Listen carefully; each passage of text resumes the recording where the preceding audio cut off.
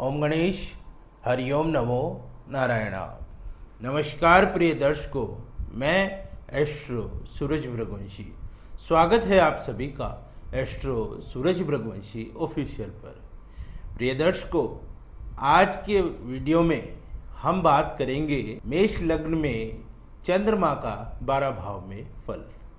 प्रिय दर्शकों, पिछले वीडियो में हमने बात की थी सूर्य ग्रह का मेष लग्न में 12 भाव में क्या फल रहता है, और आज हम जानेंगे चंद्रमा मेष लग्न में 12 घरों में प्रत्येक घर में कैसा फल देता है, उसका फलादेश आज हम निकालेंगे जानेंगे। तो आप वीडियो के साथ लगातार बने रहिए।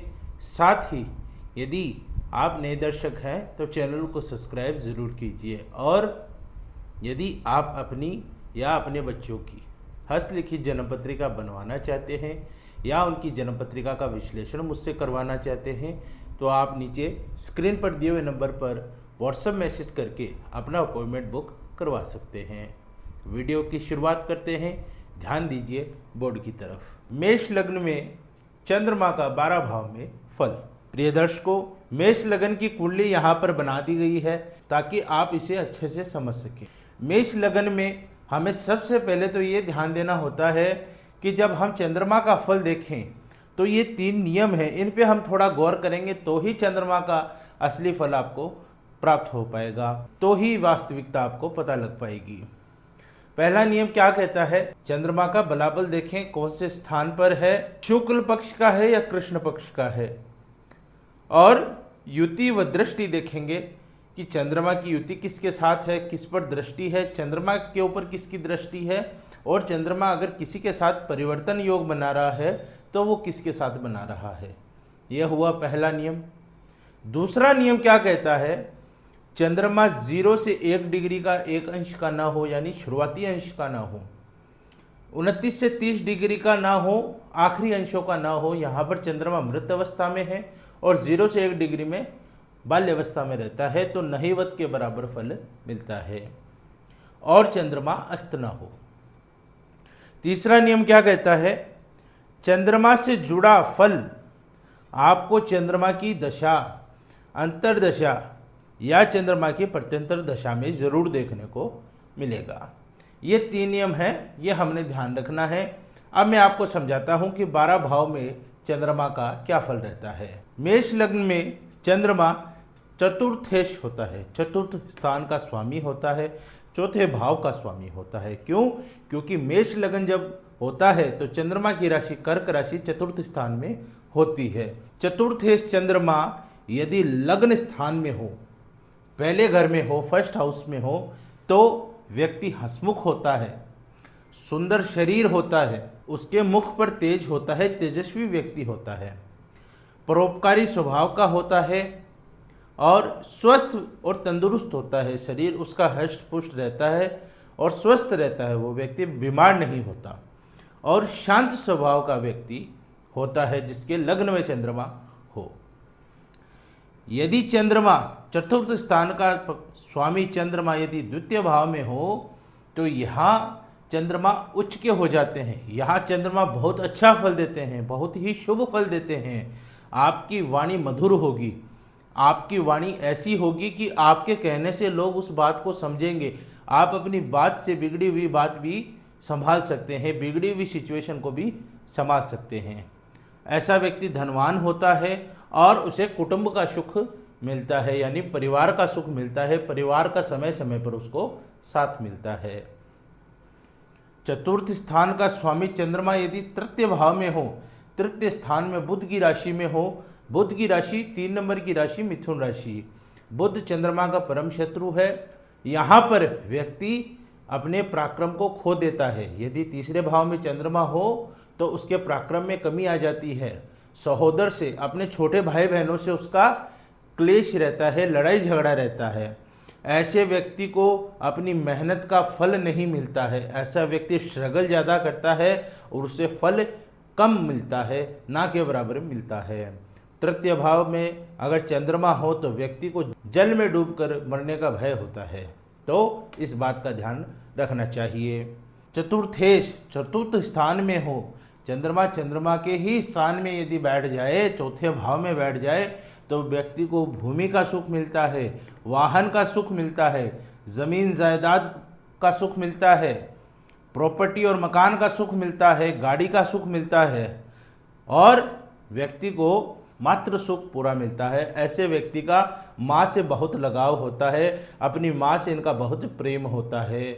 चतुर्थ स्थान का मालिक चंद्रमा यदि पंचम स्थान में सूर्य की राशि में बैठ जाए तो ऐसे व्यक्ति को शुभ फल तो मिलते हैं, लेकिन ये अग्नि तत्व राशि है और चंद्रमा जल तत्व के अधीन आते हैं, तो यहाँ पर इसमें थोड़ी कमी रह जाती है। कैसे? जैसे इनको उत्तम संतान तो मिलती है, संतान अच्छी मिलती है, लेकिन प्रथम इनको पुत्री होती है, पहली संतान कन्या प्राप्ति होती है और यह व्यक्ति बहुत ही रोमांटिक स्वभाव के होते हैं।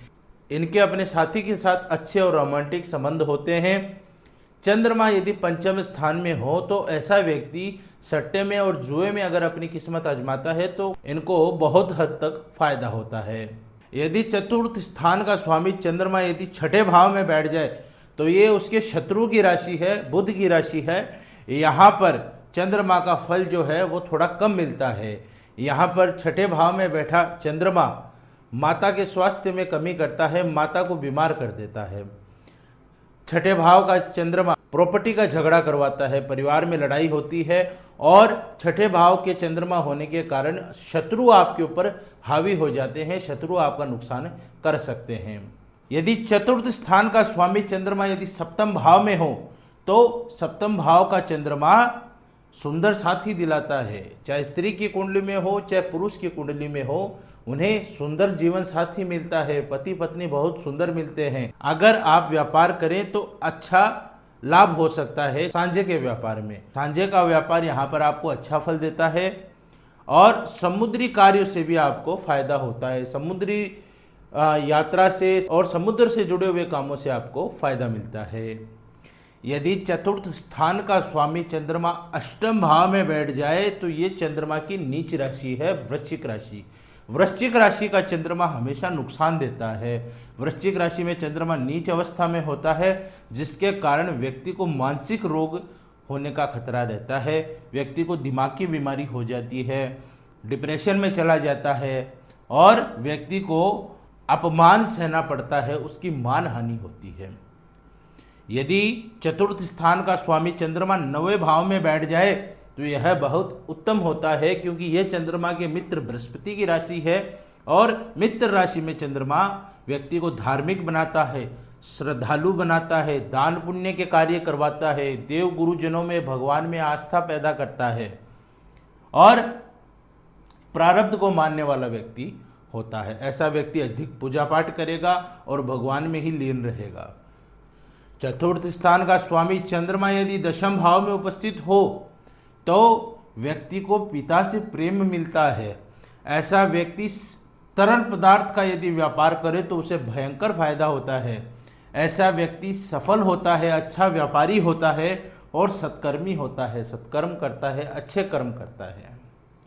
यदि चतुर्थ स्थान का स्वामी चंद्रमा 11वें घर में हो, 11th हाउस में हो, तो ऐसे व्यक्ति के जन्म लेने से पूर्व उसके किसी बड़े भाई या बहन की मृत्यु हो रखी होती है।